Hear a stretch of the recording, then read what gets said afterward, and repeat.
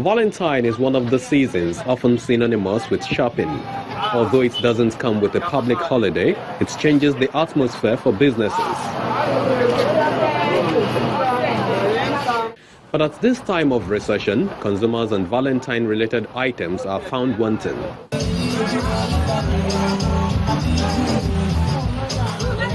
Because of the exchange rate, the rate we sell things has really changed.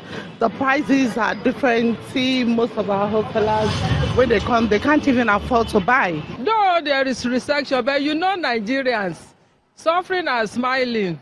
We are hauling anytime. If it is time for Valentine, we will do it. Maybe a day or even 1 week to the Valentine's Day. The market is always, most people are almost always in the market, buying with them. But as you can see now, you can't find anybody in the shop now. With this fact, Valentine now has a new interpretation in Nigeria.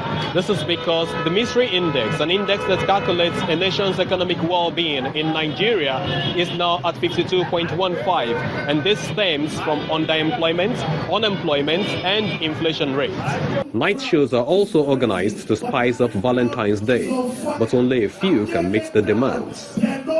Like the dress I picked, the red dress is 12,000, then the other one is 15.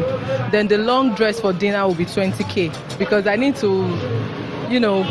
go out and show off his vow and party hard with my boo. There is a recession in the country, so I can only buy maybe a biscuit, you understand, for my kids. So my wife, maybe any kind of drinks, maybe wine.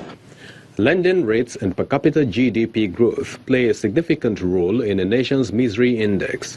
With the resultant effects of these negative macroeconomic indicators on the citizenry, perhaps Valentine spendings is not a priority for now. Temple Ashaju, Channels Television News.